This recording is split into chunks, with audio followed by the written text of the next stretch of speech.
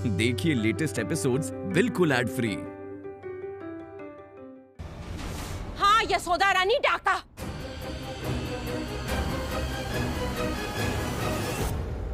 और डाकू ये है।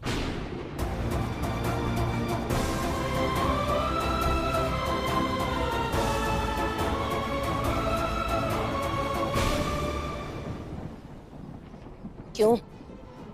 तुम ही आए थे ना हमारे घर चोरी करने? अरे जिज्जी, उस छोटे बच्चे की इतनी हिम्मत होगी कि आपके घर में जाके चोरी करे? अरे वो चोर है, उसका काम है चोरी करना।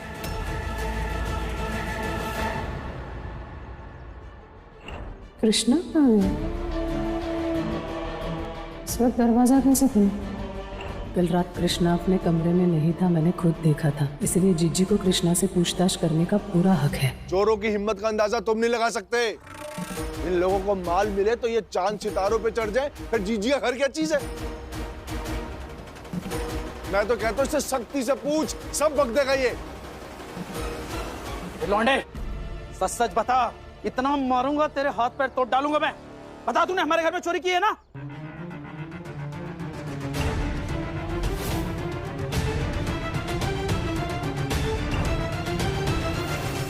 साफ साफ बताओ, तुम गए थे ना चोरी करने? मैंने आपके घर में चोरी नहीं की। नहीं बताओगे? नहीं बताओगे ना तो अभी तुमको यहीं पे हम उल्टा टांग देंगे। सुनो, जो रस्सी लेकर के आओ। अभी अभी इसकी अकल, जी जी, अभी अकल ठिकाने लगा। बस कीजिए प्लीज।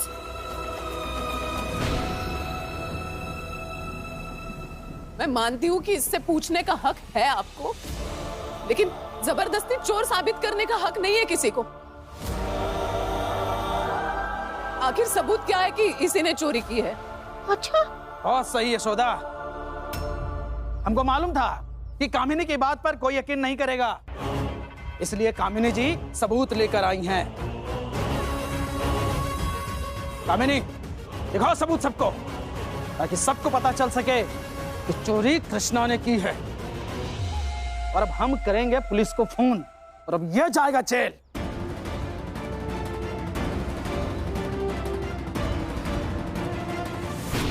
ये देखो,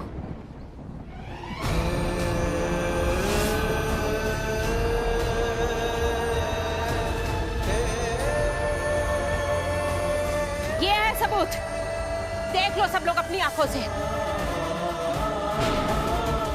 यशोदा रानी, ये तुम्हारे कृष्णा के शर्ट का बटन है। बोलो, ये भी झूठ है? हा?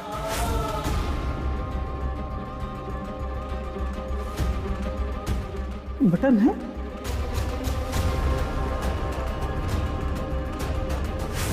राजा बेटा कितना काम करता है। शर्ट में बटन तो लगा लो। ये बटन कृष्णा के शर्ट की है।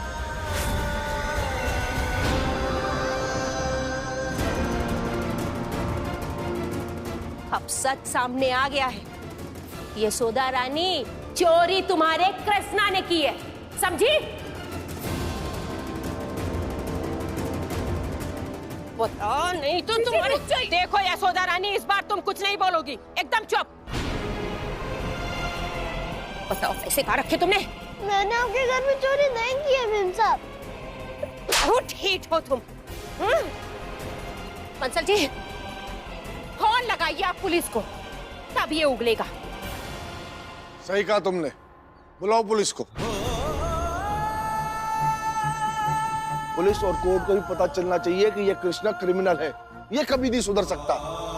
इसकी जगह कहीं नहीं, किसी घर में नहीं है, सिर्फ और सिर्फ जेल में। लगाओ पुलिस को फोन।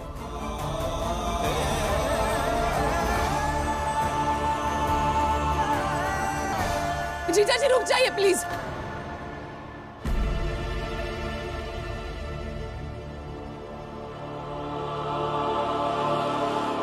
मैं बात करती हूँ कृष्णा से।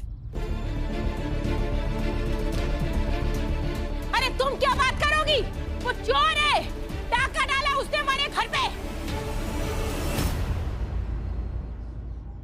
मैं जानती हूँ ये पैसे तुमने मेरे लिए चुराए, लेकिन कृष्णा चोरी करना गलत बात है। इस घर में सिर्फ तुम जानते हो मुझे पैसों की कितनी जरूरत है। लेकिन ये चोरी के पैसे मैं नहीं ले सकती कृष्णा, इसलिए बता दो पैसे कहाँ छुपाया है तुमने। मैं सच बोल रहा हूँ मैडम, मैंने पैसे नहीं चुराए। मैं आखिरी बार पूछ रही हूँ कृष्णा। मैडम जी मैंने पैसे नहीं चुराए, मेरा यकीन कीजिए ना। अरे यशोदा रानी, अरे हम कह रहे हैं कौन सी पट्टी पढ़ा रही हो? अरे सुनाई दे रहा है, हम कह रहे हैं कौन सी पट्टी पढ़ा रही हो?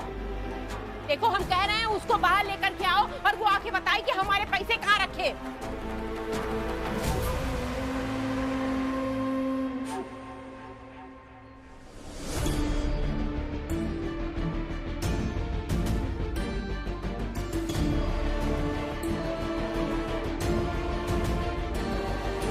कृष्णा ने चोरी की है नहीं की है इसके बारे में मुझे पूरा यकीन नहीं है,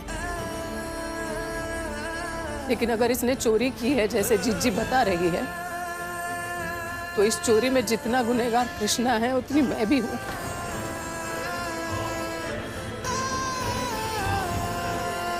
इसीलिए कृष्णा के बदले मैं आप सबसे माफी मांगती हूँ।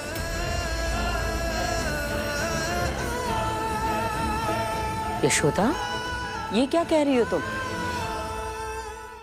अरे अम्मा, भाभी के कहने का मतलब है कि भाभी और कृष्णा दोनों ने मिलकर ना जिज्जी के पैसे चुराए हैं। देखो यशोदा रानी, हमें ना माफी आफी कुछ नहीं चाहिए, हमें चाहिए हमारा पैसा। अब तुम दोनों मिल करके हमारे पैसे अभी के अभी दो। पैसे भी मिल जाएंगे जिज्जी।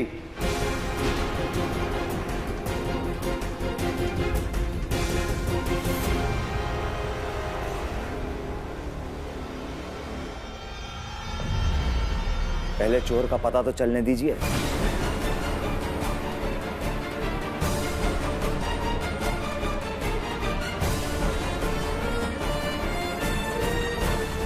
चोरी कृष्णा ने नहीं की है, बल्कि चोरी आपने करवाई है जिज्जी।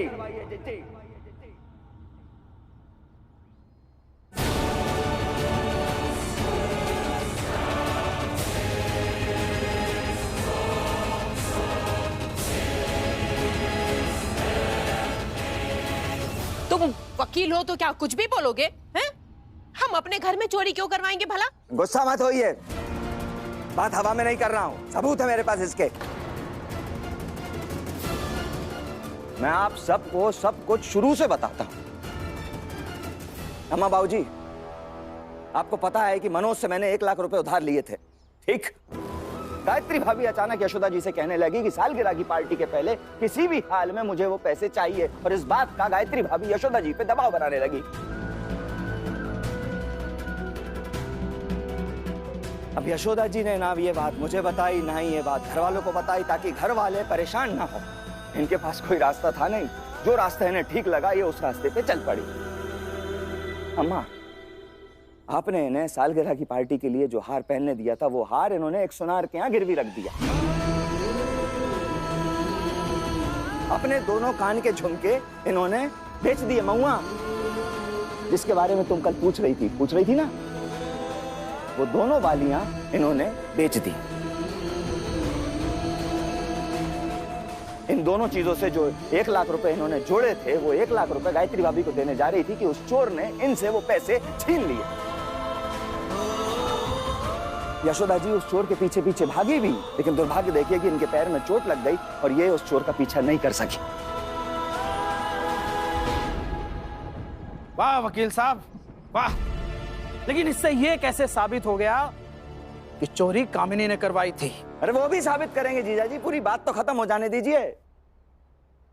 बाबूजी, आप जब कल मार्केट में आए थे तो आपने देखा भीड़ लगी हुई थी। सुनिए, वहां इतनी भीड़ क्यों जमा है? हाँ, वो भीड़ यशोदा जी को घेरे हुई थी, और तभी कृष्णा ने यशोदा जी को देख लिया। कृष्णा ने चोर का पीछा किया और पीछा करते करते करते करते कामनी जिज्जी के घर पहुंचा।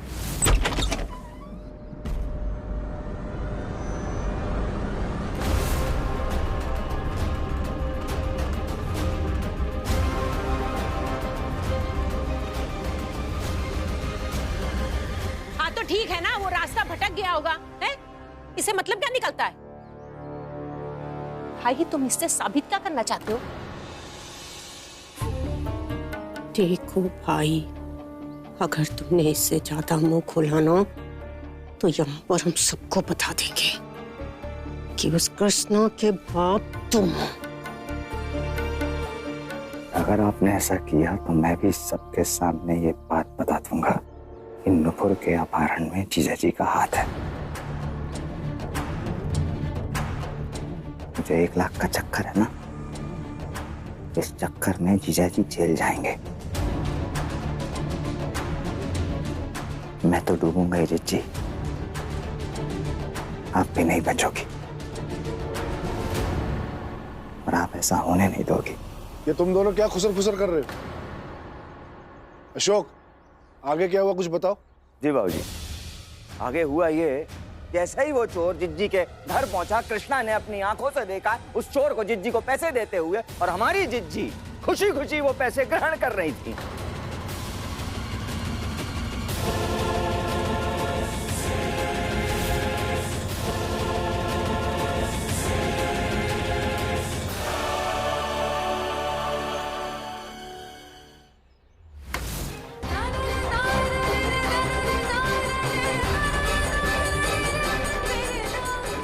बहुत बढ़िया वकील साहब, वाह वकील साहब वाह, बहुत बड़े वकील हैं आप। कहानियां बनाना आपका पेशा है, लेकिन आपकी इस कहानी से यह साबित नहीं हो जाता है कि हमारी पत्नी चोर है। और हो सके तो रिश्तों का मजाक मत बनाइए। मजाक आप लोगों ने बना रखा है।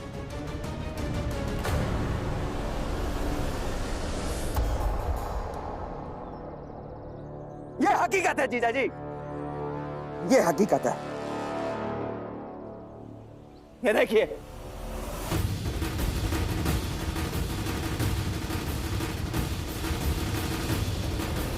ये देखिए,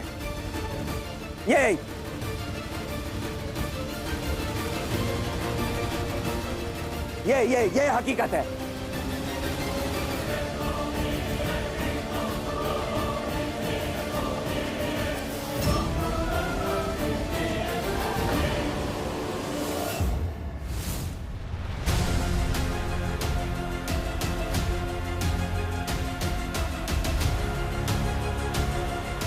ये पैसे तो मैडम जी ने अपना हार गिरवी रखकर और अपने कान के झुमके बेचकर इकट्ठा किए थे, जिससे वो डॉक्टर आंटी का उधारी चुका सके।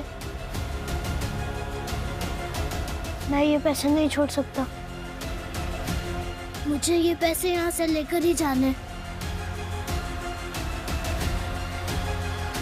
सर जी सुनिए ना, वो चोर मैडम जी के पैसे चुरा के भाग रहा था। देखा मैंने कृष्णा, लेकिन इस वक्त अगर घर का दरवाजा नॉक करोगे तो सब सचेत हो जाएंगे। और मैं जानता हूँ कामनी जिज्जी को, अगर उन्हें जरा सी भी भनक लग गई ना तो वो सारा गेम पलट देगी। फिर ना हमें पैसे मिलेंगे और ना ही वो चोर। वहाँ भी मैडम जी सड़क पर घायल पड़ी है और मैंने उनसे प्रॉमिस किया है कि मैं उनके पैसे वापस लाऊंगा। मैं तुमसे प्रॉमिस करता हूँ कि तुम्हारा प्रॉमिस पूरा होगा कृष्णा। अभी तुम सिर्फ अपनी मैडम जी के पास जाओ और उनको डॉक्टर को दिखा देना। मुझे वो 1 लाख रुपए और कामनी जिज्जी की चोरी दोनों घर वालों के सामने लेके आनी है।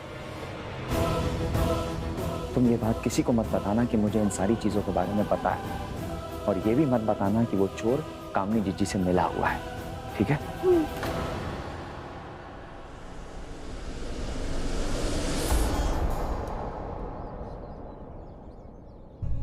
जिज्जी मैं चाहता ना तो उसी समय पुलिस को फोन करता, पुलिस आती, तलाशी लेती, पैसे और आप दोनों सामने आ जाते। लेकिन मैंने ऐसा नहीं किया, क्योंकि अगर मैं ऐसा करता तो आपका नाम पूरे शहर में आता, बात आपकी इज्जत पर आती, और आपकी इज्जत इस खानदान की इज्जत से जुड़ी हुई है। मैं आपका सगा भाई हूं जिज्जी, इसलिए मैं पुलिस के पास ना जाकर मनोज के पास गया। मनोज, मुझे ये चोर चाहिए। अपने सोर्स से पता कर ये किस इलाके में काम करता और कहाँ है, लेकिन इसका हाथ में आना बहुत जरूरी है। जब हमारे पास सबूत है, तुम चोर को क्यों ढूंढ रहे हैं? सीधा पुलिस के पास जाते हैं, पुलिस इसको पकड़ेगी और कामनी जीजी को इसके किए की सजा मिल जाएगी। यही तो नहीं चाहता हूं मैं। जिज्जी है यार वो मेरी, उनकी बदनामी होगी, बात घर तक पहुंचेगी और बाबूजी की भी बदनामी होगी। मैं बस इतना चाहता हूँ जिज्जी को अपनी गलती का एहसास हो, शर्मिंदगी महसूस हो और वो पूरे घर के सामने माफी मांग ले, बस। नहीं तो मैं जिज्जी को जानता हूँ मनोज, अगर उन्हें जरा सी भी भनक लग गई ना तो वो पूरे वाकये से पलट जाएगी। इसलिए हमें गवाह के तौर पे कल सुबह तक इस चोर को ढूंढना होगा। और आज रात मैं जिज्जी के घर से वो पैसे गायब करूंगा।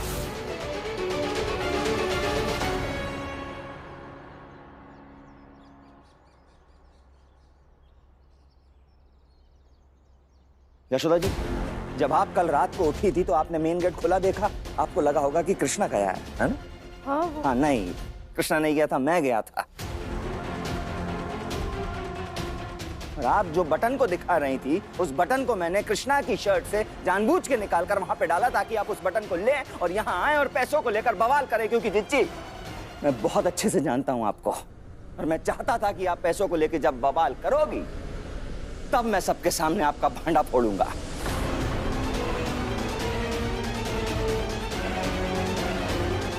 और इस बार जिज्जी मैं आपको कुछ भी सोचने और समझने का मौका नहीं देना चाहता था। अशोक, ये रहा चोर।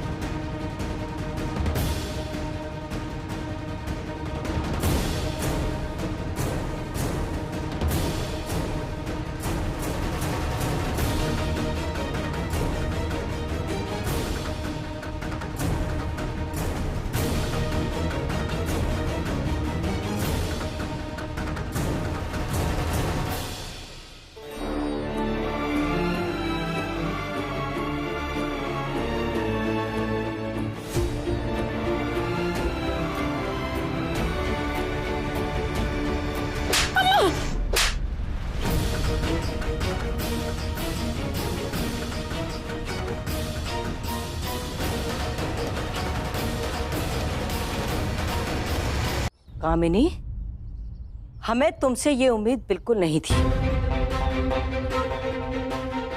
तुमने जो हरकत की है ना, उसकी सजा तो तुम्हें मिलनी चाहिए। अरे अपनी नहीं तो अपने बाबूजी का तो सोचा होता। जान देते हैं तुम पर।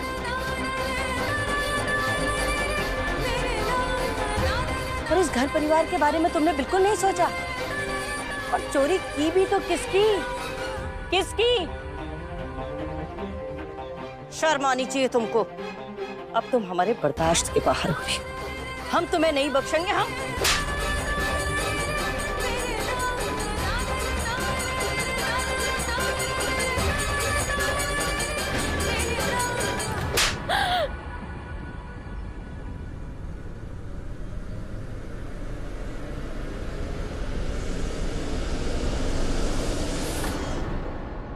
शर्म नहीं आई तुम्हें ऐसी हरकत करते हुए? कितना बड़ा गुनाह किया है तुमने, और तुम्हारी वजह से हमने अपने ससुराल वालों को कितना भला बुरा सुना दिया।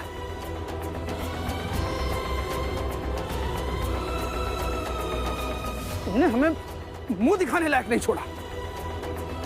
जीजा जी शांत हो जाइए, इतना गुस्सा ठीक नहीं है। क्या देख रही हो ऐसे हमें? पति हूं तुम्हारा, इसका मतलब ये नहीं है कि तुम्हारे गलत कामों में तुम्हारा साथ दूंगा। शर्म आनी चाहिए तुम्हें। तुम्हारी शादी के बाद इस घर के हर व्यक्ति ने तुम्हें इस घर को अपना घर समझने का मौका दिया। तुम्हारा जब मन हुआ तुम इस घर में आती रही और जो मन हुआ वो उठा के ले जाती रही। किसी ने तुम्हें कभी नहीं रोका। तुम्हें चाय चाहिए, तुम्हें चाय की पत्ती चाहिए, चीनी चाहिए, किसी ने कभी मना नहीं किया। तुम्हारे माँ बाप कितना प्यार करते हैं तुम्हें, और ये तुम्हारे दोनों भाई तुम्हारी एक एक हरकत जानते हुए भी कभी कुछ नहीं कहते तुम्हें। तो तुम्हारी दोनों भाभियां कितना इज्जत देती है तुम्हें, लेकिन तुमने उस इज्जत का ये सिला दिया है इनको। शर्म नहीं आई तुम्हें चोरी करते हुए? पैसों के लालच में अंधी हो गई हो तुम, नागिन हो तुम। इस घर के रिश्तों को डसने का काम किया है तुमने। बस करिए जीजा जी, शांत हो जाइए। चुप रहो, बोलने दो हमें आज।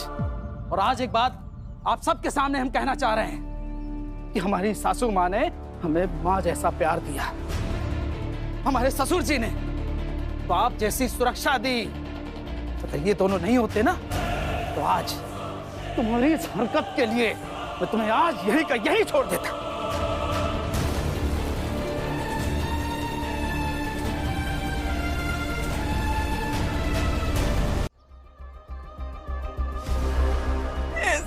बोलिए, तुमने कुछ बोलने लायक छोड़ा है मुझे? थू है तुम पर।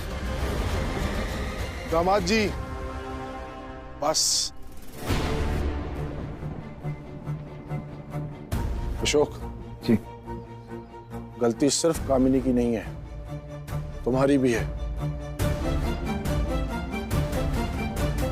तुम एक वकील हो, तुम्हारे लिए फर्ज से बढ़कर कोई रिश्ता नहीं होना चाहिए और तुम्हारा फर्ज बनता है कि गुनहगार को उसके गुनाह की सजा जरूर दिलवाओ,